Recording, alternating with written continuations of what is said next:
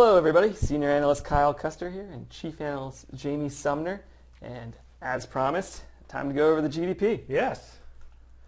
So we're going to, first, of course, we all have heard GDP was up 2.9%. That sounds absolutely fantastic, way above what was anticipated, but really what's going on with that number? It seems a little out of place from what we've been seeing. Yeah.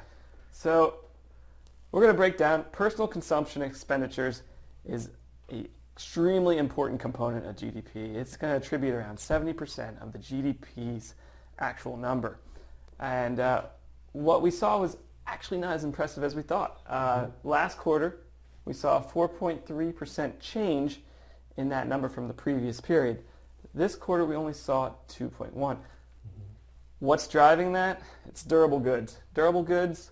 People are out there, maybe trying to boost their, standard of living, purchasing cars, new furniture. Me being one of them, just got a new car during the third quarter. It's probably somewhere in this number. I like to think so anyway. Then we like to look at, of course, we're breaking it down by all the components of GDP. We have investment. And what we're seeing again is residential fixed investment is dropping. So people aren't buying those houses and really buying those big purchases. We're buying kind of medium large purchases in the durable goods, a little bit of a shift.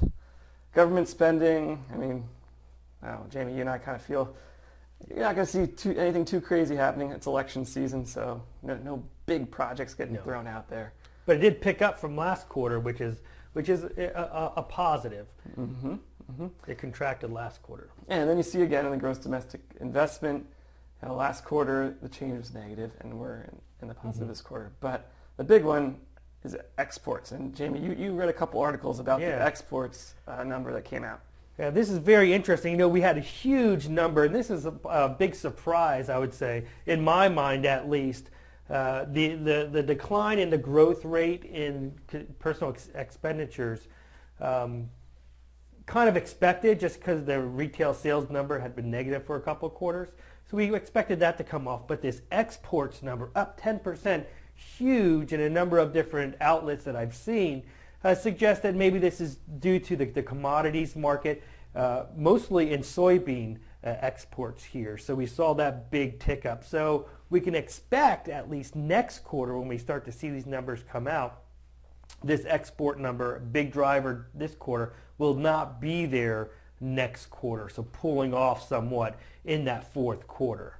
Sure. And then when you see this type of discrepancy between the exports and the imports, that's going to be a net benefit, which we see here. Yeah, so here we want to look at the GDP in a different vantage point before we looked at changes in the individual areas quarter over quarter. And this is the contributions of each area to the overall GDP. So we can see in the third quarter, like Kyle said, we were up 2.9%.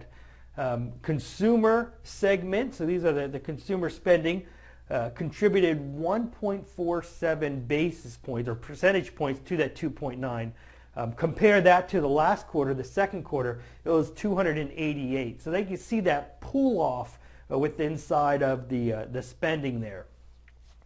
Then we look at the investment portion, and you can see the big difference. Last quarter detracted 134 basis points from GDP, where this quarter we added 52 basis points.